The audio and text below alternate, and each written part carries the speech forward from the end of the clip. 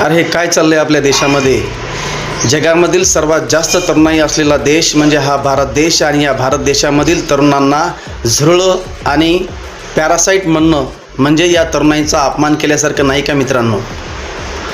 भारताचे सरन्यायाधीश एका सुनावणी दरम्यान असं म्हणतात, आपल्या देशामधील बेरोजगार हे कॉकरोच आणि पॅरासाईट असून मीडिया, सोशल मीडिया आणि RTI कार्यकर्ते बनून येथील व्यवस्थेवर त्या ठिकाणी तुटून पडतात। देशातील बेरोजगार तरुणांना कॉकरोच आणि पॅरासाईट म्हटल्यामुळे त्यांच्यामध्ये अपमानाची भावना निर्माण झाली। त्यांची या ठिकाणी मजाक उडवल्यासारखं झालं। त्यांच्या मनामध्ये प्रचंड राग निर्माण झाला। या अपमानाच्या भावनेमधून अभिजित दिपके नावाच्या एका झेंझी तरुणाने मजाकमध्ये सोशल मीडियावर कॉकरोच जनता पार्टी नावाचं एक पेज बनवलं आणि पाहता सोशल मीडियावर या कॉकरोच जनता पार्टीची एक सुनामी आली मित्रांनो।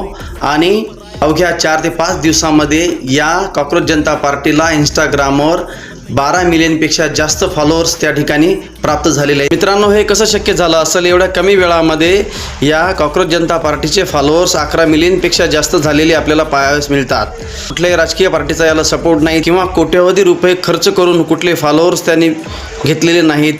हे केवळ घडलेलं आहे मित्रांनो, देशामध्ये वाढलेला जो भ्रष्टाचार आहे, एज्युकेशन सिस्टीममध्ये मोठ्या प्रमाणावर पेपर लीक सारखे होणारे जे काही फ्रॉड आहेत, करप्शन आहेत, त्याचप्रमाणे आपल्या देशामध्ये मोठ्या प्रमाणावर बेरोजगारी निर्माण झालेली आहे। रोजगार हा पूर्णपणे खत्म झालेला आहे। त्यामुळे देशामधील तरुणांमध्ये प्रचंड रोष निर्माण झालेला आहे। देशामधील तरुण हा फ्रस्ट्रेट झालेला आहे आणि त्याचा उद्रेक म्हणून ही एक सिरियस जेनजी मूवमेंट म्हणजेच कॉकरोच जनता पार्टी या ठिकाणी मोठ्या प्रमाणावर आपल्याला सोशल मीडियावर वाढताना आपल्याला दिसत आहे। तर एवढंच नाही मित्रांनो, ही जी सोशल मीडियावर कॉकरोच जनता पार्टी पक्ष तयार झालेला आहे, यांनी स्वतःचा एक मॅनिफेस्टो बनवलेला आहे, स्वतःचं एक निवडणूक चिन्ह देखील त्यांनी बनवलेलं आहे। एवढंच काय, त्यांनी आपल्या पार्टीचा, पक्षाचा एक अजेंडा देखील त्यांनी बनवलेला आहे।